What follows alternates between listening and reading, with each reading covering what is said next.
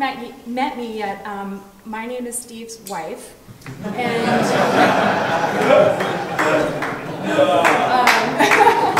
I do have a couple of other names, one of them being Girl Tuesday. Some of you may know me from Twitter or otherwise. And of course I have another name, which is Kate Lynch O'Grady. So let me go back a slide. So I sent Steve my slides the other night to have him read through and proof them. And I had put this sort of terrible working title on there. And the next thing I know, it had popped up on Lanyard. So I'm just going to go with it. But I did add the also known as the worst working title ever.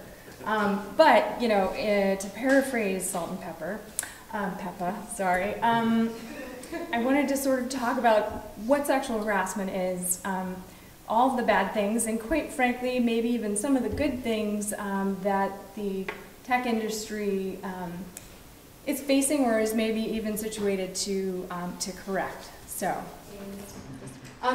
Steve said I would give you a bit of my background and why he's kind enough to think I'm qualified to talk to you about this. So law school, I went to law school a couple years out of college, graduated. After graduation, I had a couple of clerkships, and one of those being at the federal level, where the majority of my work dealt with reviewing claims for sexual harassment, gender harassment. So I did a lot of research in that time period. And so following that experience, I became an employment law attorney, which is sort of dealing with more of the same. And I worked on both sides of employment law claims, both for the employer and for the employee.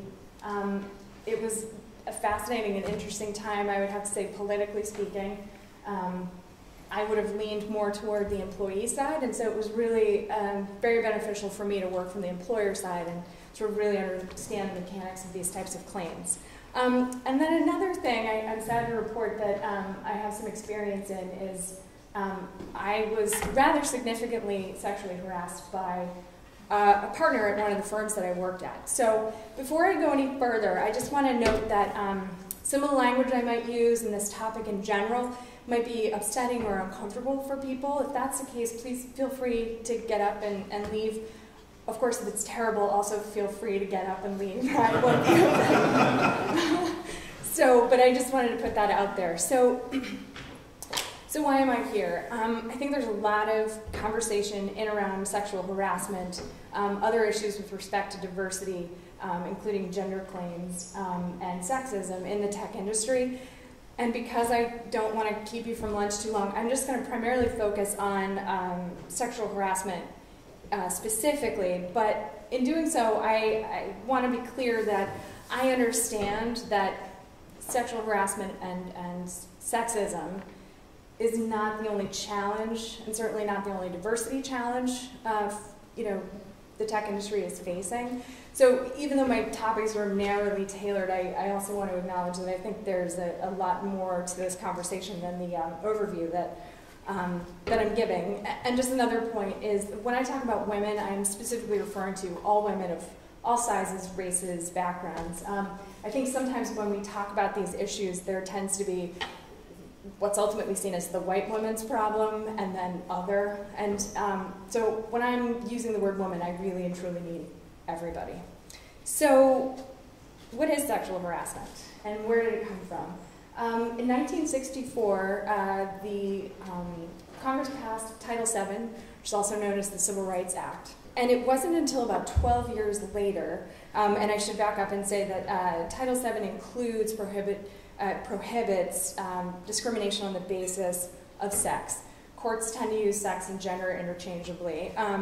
So it wasn't until 12 years later that a court first recognized that sexual harassment was actually sex discrimination. And then it was almost another 10 years before the US Supreme Court recognized that. So if you're keeping up with my math, we went from 1964 to 1987.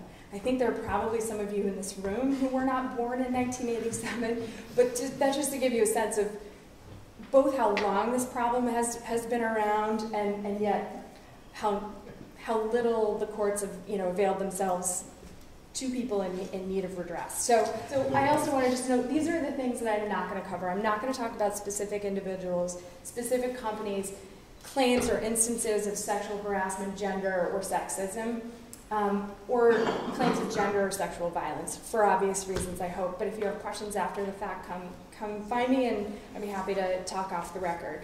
Sex harassment is unwanted sexual advances, requests for sexual favors, or other verbal and physical contact of a sexual nature. That's sort of the baseline description. It takes the form in three shapes. Quid pro quo, I think we all know what that is. Essentially, that is the, you want a raise? Great, give me a blowjob, you get your raise. Those tend to be very common. Early on, you see them less and less, but they're still out there. More often than not, it's going to take the form of the following two, which hostile work environment, and that's when someone's behavior is so severe and so pervasive that it just completely alters the working environment. That is the situation where you come into work and somebody has stapled porn all across your computer or other offensive things. And believe me, I could tell you lots of stories, and again, not so much time. And then the last form is retaliation, which is exactly what it sounds like. If you make a report or you reject someone's advances, if you are not inclined to go for the blowjob for more money, sometimes retaliation rears its ugly head in this way, that you could be demoted, you could be fired. You've all seen Office Space, yeah, you can be shoved down into the basement and they take away your stapler. I mean, those are all forms that retaliation can take. So again, that's a really quick overview. And when Steve and I first started talking about this, I went on sort of an epic search for data, both about the number of claims that are filed in the tech industry and then just in general. I really was curious to figure out how the tech industry compared to, say, the legal industry or finance and what have you. And so I couldn't find it, so I decided to make my own. I worked with the EEOC, which is the Equal Employment Opportunity Commission, and they are, in the States, the clearinghouse for all claims for sexual harassment and otherwise. So I got in touch with them, and what I was able to get were some pretty detailed records for a 5-year period, and I narrowed it down to 6 different industries. And so, out of curiosity, how many claims of, let's talk an aggregate of 5 years, how many claims of sex harassment or gender discrimination do people throw out a number that happened in the tech industry made by women? Toss something out. 3,000. 10,000. 15,000. Wow. I like it. So in that 10-year period, there were 1,692 claims filed at the EEOC. Now, let me be clear. These are claims that are filed. These are not incidences that happen. So there's a big difference, but this is really the only concrete data that I have. The EEOC and others estimate that anywhere from 10% to 15% of all claims, and both for harassment and discrimination, only 10 to 15% are actually filed.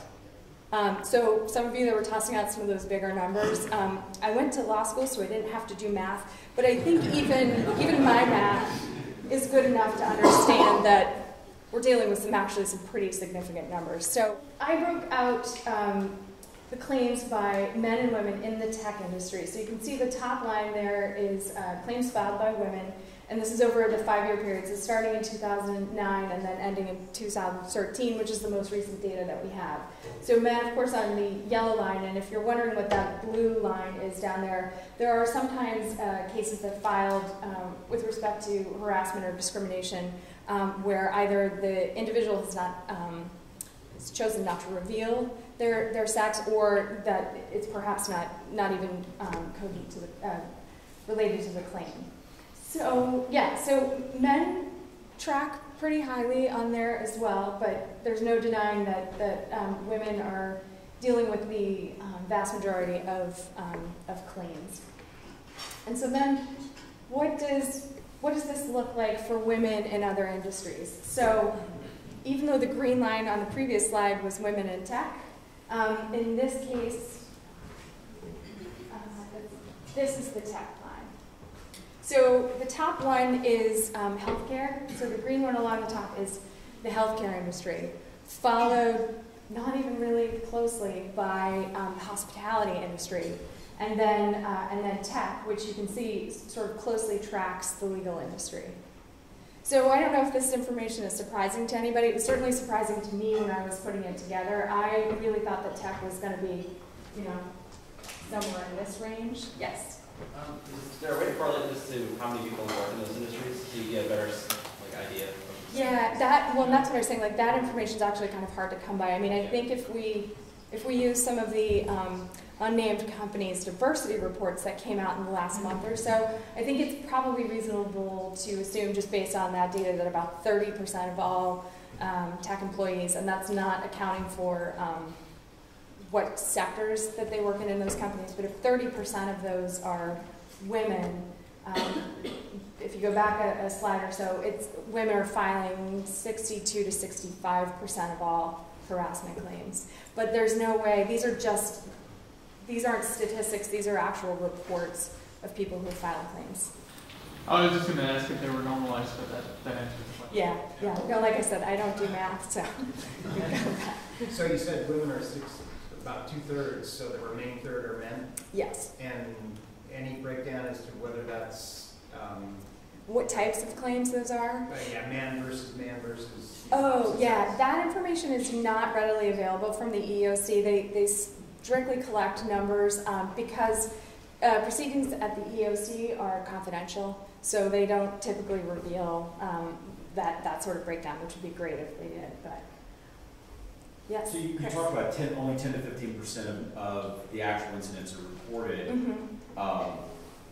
From my experience, I'm going to guess that it's actually that combines men and women together, and men report a much higher percentage of the incidents that occur than women do. So I think those numbers are actually skewed even further apart. Yeah. No, I think that's absolutely true. Yeah, and so if you think about the type of harassment that some women deal with, it's humiliating. It's a lot of times you're afraid to report it because, the retaliation that you face. And retaliation can take the form. It doesn't have to come from one person. It can come from an entire team.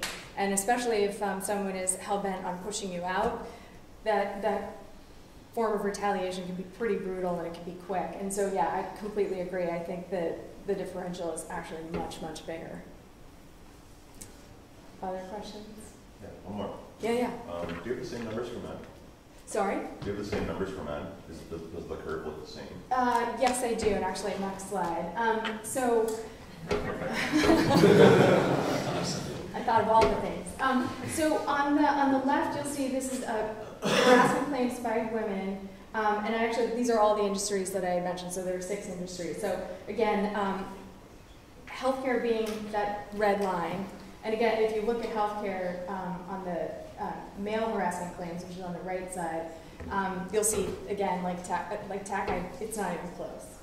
And then in this one, TAC is the purple line. So if we're looking at comparisons from here to here, again, there's really there's no contest, right? But even these 2 numbers are closer together. But this is TAC and this is TAC. So those are male-female claims. Other questions on these, or? So TAC in the 5-year period, again, these are just claims that are filed, known claims, 1,629. The lowest number that was in a 5-year period was in 2009, and that was 292 complaints. And then in 2010 and 2011, that number jumped to 59, sorry, and that is sort of the 5-year high and the 5-year low, and you can see there's not that much discrepancy. So what's the takeaway? I think exactly what Chris said. I think that the actual occurrences of harassment, whether violent or otherwise, are not accurately reflected in these numbers. Clearly, healthcare's got it out there. The numbers for those claims for women were in the thousands. But my takeaway in all of this was not like, hey, tech isn't as bad as you think it is. No, I do think it's as bad as you think it is. But I also feel, tech, unlike the legal industry, tech is still somewhat a nascent sector, and I think you are also well situated to break the mold on so many things. The way you're conducting business, the way you're communicating, and the rest of us are all like 5 years behind what you're all putting out.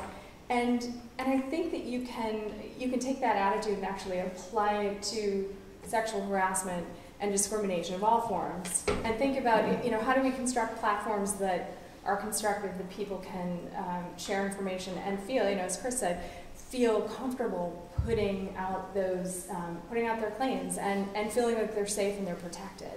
So I'm not sure if that's what's going on in the healthcare industry, but boy, those numbers are frightening. I think Laurel is going to talk to you tomorrow a bit more about actual practical solutions. I'm going to stay out of that one. I'm not actually working in the industry, but yeah, I think you were all well situated to not make this the problem that it is currently shaping up to be, unlike what happened to me. And in that particular case, I was a summer associate at a big law firm, and I was wrapping up a project. And the way it works is you're all sort of associated, you're assigned to different departments. And a partner who was not assigned, I was not assigned to his department, came down to my office, said, I have a really great project for you. And I said, okay, get your little pad and your pen, and you go down. And I sat down in his office. He pulled the door shut and locked it. So that was my first clue, right? But you're a summer associate. You're terrified of either not getting a job or being told to leave. And then we spent the next hour plus actually not talking about work, but talking about the size of his penis. And when I say we, it was mostly him, and I was sort of like, so that was, an hour of my life that I can't get back. And in the time that it took me to get from his office around the corner to my office, he'd sent me an email asking me out. And, it's funny when you're studying these things, or you're sort of on the other side of things as the lawyer or the intake person, you're like, oh yeah, I would never let this happen to me. And it did, and it truly it was terrifying, and I really wrestled with whether or not I should say anything, because I didn't want to lose my job, and I didn't want to not get a job offer after that. And I remember saying something to my mom, and she was like, don't say anything, don't, this is not going to turn out well, and it's going to follow you for the rest of your life. In an unusual turn, I actually decided not to listen to my mother, and I told the firm what had happened, and they were pretty quick to separate him from the rest of us. But I'll tell you, I almost didn't get a job offer there. They waited probably 6 to 8 months to offer me a job after they had offered the other folks, and ultimately they revoked that job offer.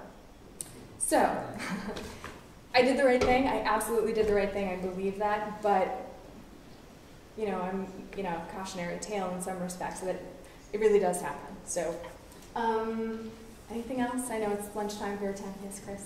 There was one difference, I think, between the tech industry and, I have that t-shirt actually. Me too. The tech industry and the hospitality industry, is that the hospitality industry, most of these claims would be subject to EEOC review, but the tech industry, we have so much of an outside business, like this conference, right? Yeah. Or Twitter, or whatever, and you can see with the latest explosion around game reviews and feminism and tropes in games, the kind of enormous vitriol that comes out that you can't report to the EEOC because it isn't work-related, per se, right? And in many cases it does rise to the level of crime, but we don't keep track of it if it doesn't get reported. Well, so that's a really interesting point, and I won't bore you all with the mechanics of how the EEOC works. But the way Title VII works is that your employer is obligated to protect you, not only from your fellow employees, but from customers that may come through, from vendors, outside vendors, the UPS guy, whatever it is. And so if you're twittering for work, let's say, I think at this point it's an open question.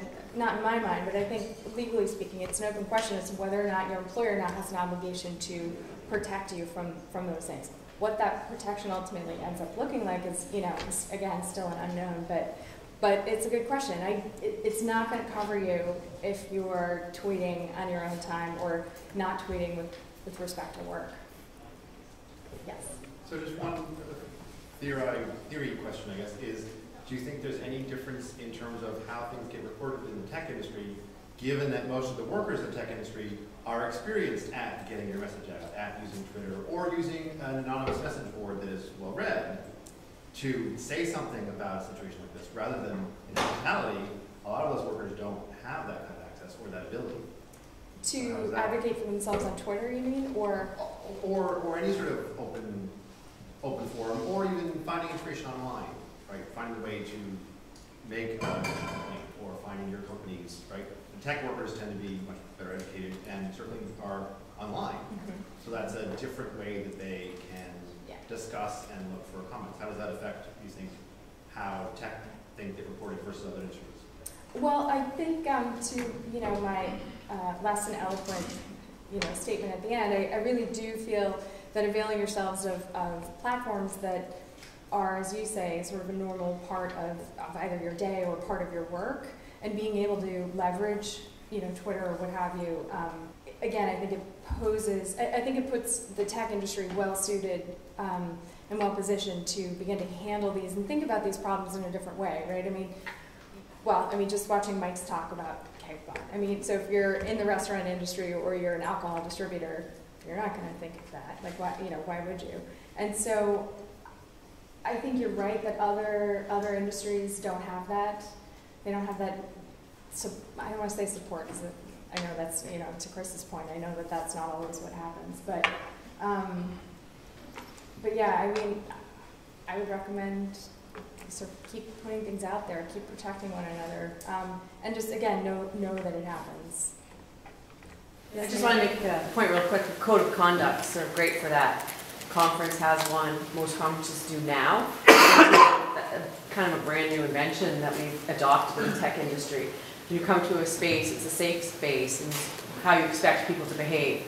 Also, companies now have codes of conduct. So maybe it's not something that's escalated to the EEOC, but you still could, things happen that are in violation of your company's own code of conduct. And if the company doesn't have a code of conduct, that's also something to look into. I think one other number that would be interesting, and unfortunately it may be almost impossible to get out of the data that's publicly available, is the percentage of people who file complaints related to the gender makeup of the company. Because in my experience, I work for companies that have, almost 50-50 gender makeups, especially in the engineering organization, right? And there was no tolerance whatsoever for inappropriate comments and harassment. But the minute that starts to shift to like 70-30 or more, which it is in a lot of companies, like Twitter's numbers were 30% for the whole company, but it was like 11% in their engineering department or something like that, which isn't atypical in my experience. Right. All of a sudden it becomes more tolerated. Mm-hmm. Right? There's a much different and so, standard. there is that mitigation that happens when you don't feel like, with either women or whomever, don't feel like they're able to speak up because they're all by themselves in the industry. Yeah, well, and I should mention too that time and time again the courts have said that Title VII, the civil rights law, is not intended to be a stability code. So it's not intended to shut down all joking, even to some extent some sort of off-color joking. It's not intended to sort of shut things down altogether. But what it is intended to do is to protect those people who, is the one person in the office who's like, I'm not so keen on you taping porn and leaving condoms on my chair.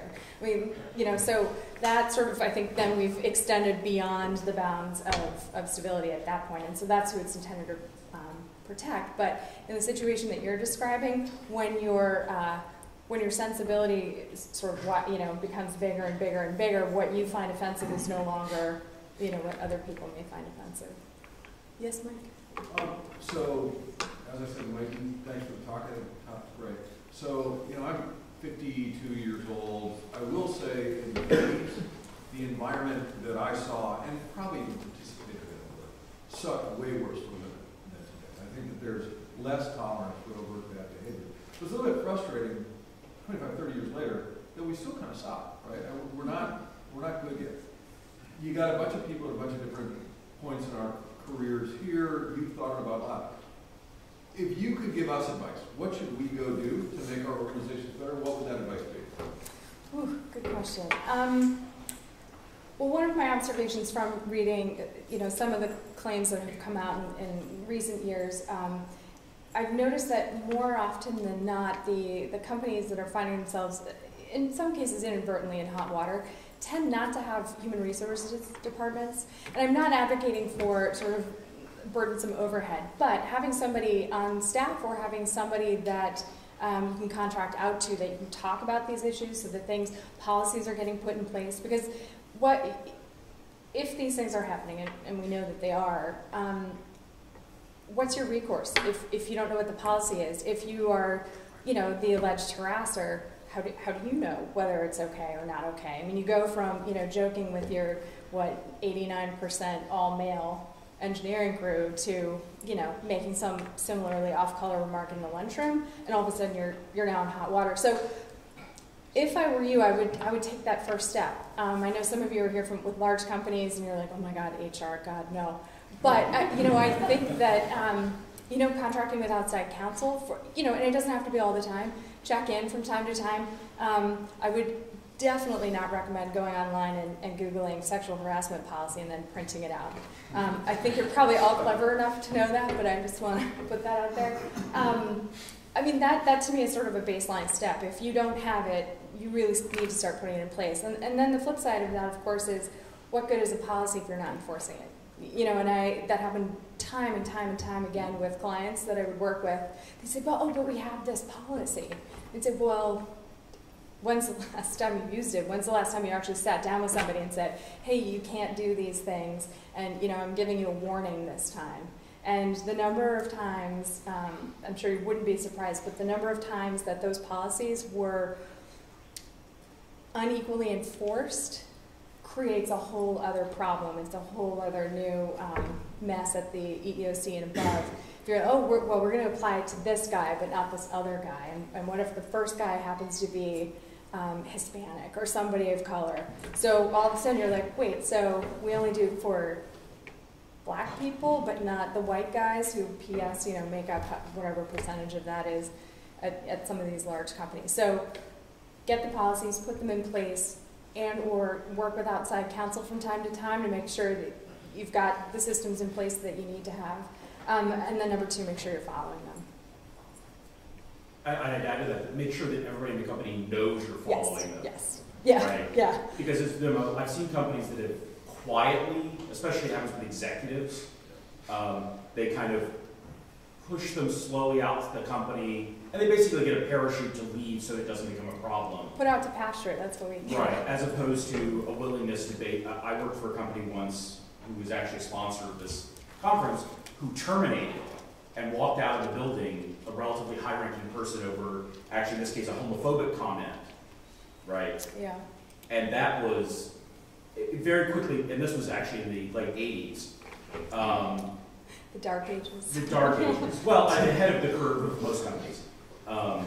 And that made a very big demonstration that this is not going to be tolerated, and that if it is brought to attention of the company, it will be dealt with swiftly and harshly. Yes. And the only caveat that I would add to that is the way these policies are constructed and the way most states regulate these issues, that they have to be confidential. So it doesn't mean if you're not going through discovery you can't find out who the policy has been applied to and who it hasn't. In that case, it was obvious to everybody what was happening, but it's not always. And that's intended to protect both the victim and the harasser, because again, if you're a harasser that stepped in it, and one of the slides that I skipped, and you'll have to forgive me because in my other life, Steve had to help me put this together.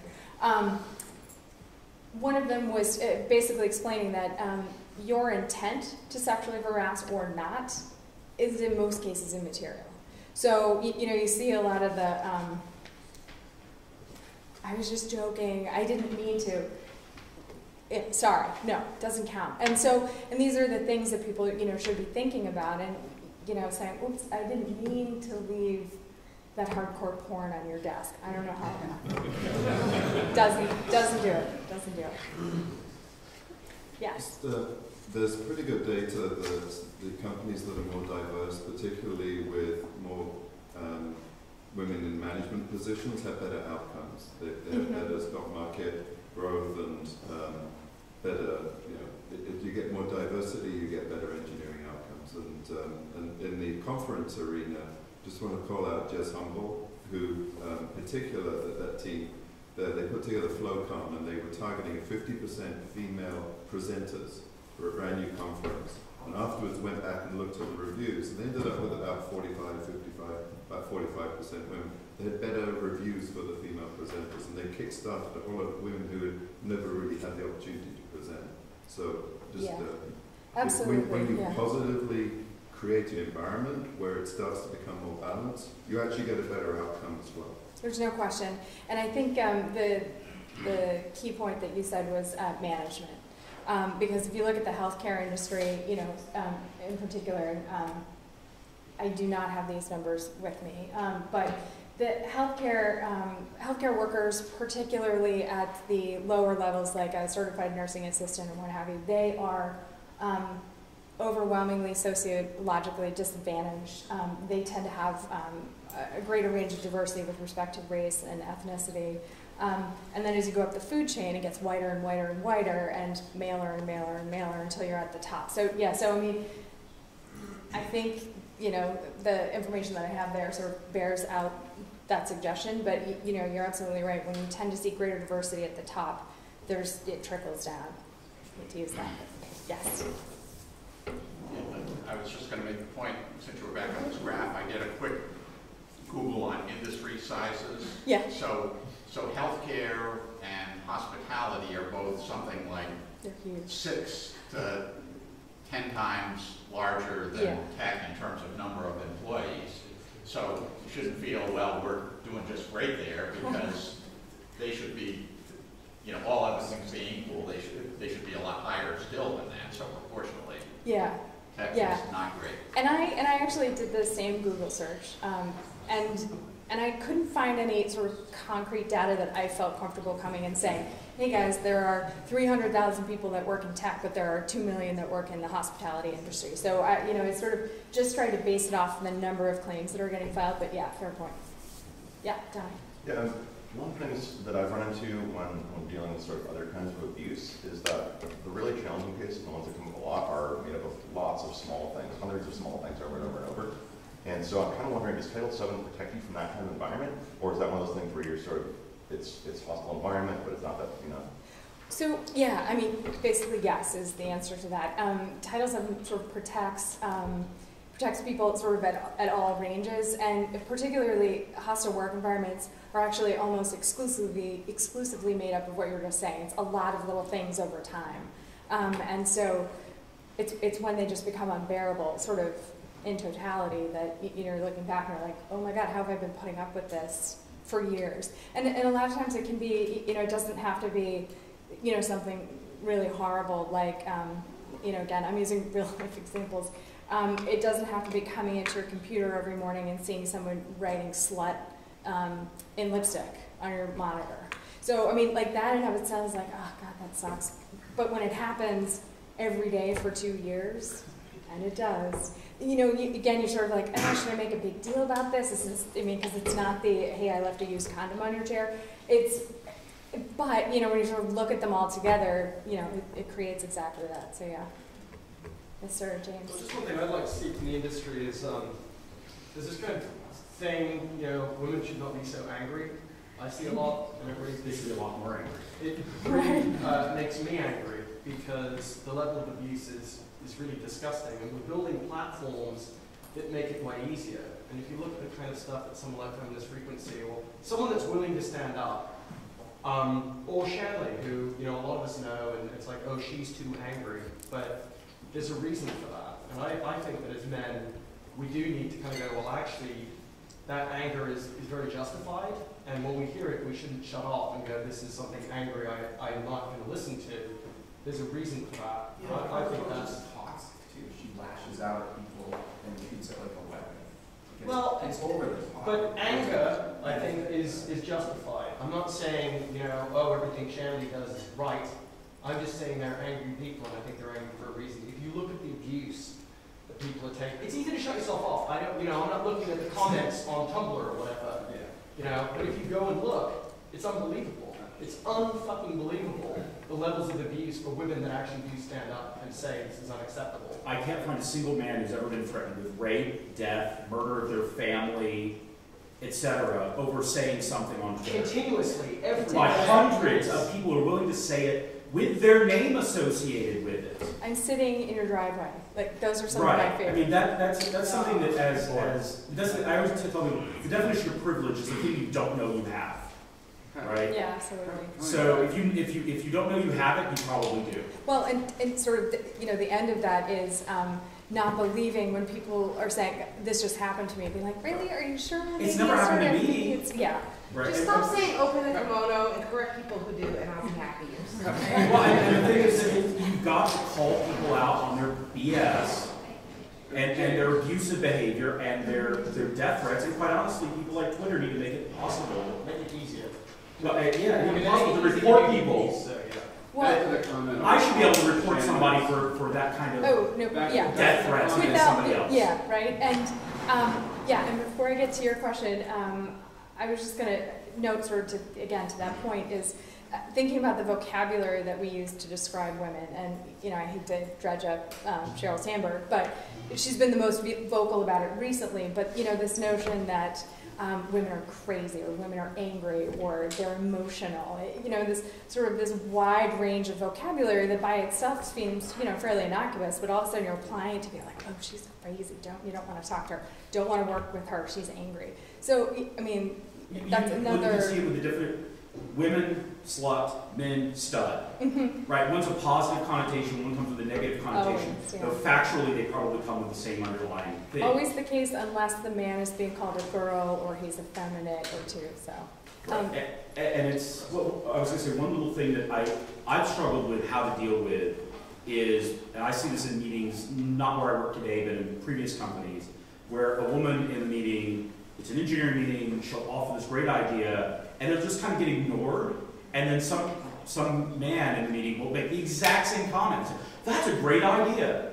How do you deal with those kind of situations in a way that, you know, because that's that kind of ongoing low-grade abuse. Well, I think one of the things that, not specifically gender, but you know, I've seen this in a couple of different, you know, Redmonk, you know, our teams have never been that huge, but in years past, I've had to manage, you know, a fair number of people, and you know, one of the things that has to come top down from a management perspective is making sure that people get credit for their ideas. Yes. Right? So in other words, you know, my approach in a meeting like that would basically be to say, yeah, but that was actually her idea. You know, to make sure that whoever you are, gender, ethnicity, orientation, whatever, that credit is given, and that has to come top down from management. There's no other way to do it. Let me take two more questions. Yeah, so and then Justin. I want to call us back to the comment earlier about codes of conduct. When we talk about things like HR policy, most of us here can't do anything about that, right? That's not our job to enforce. But code of conduct, every one of us here is responsible for holding each other accountable for it. And somewhere between nothing and people getting death threats and trying to call them on that BS is all of the little things that we have a tendency to silently not want to be the one that makes the trouble about.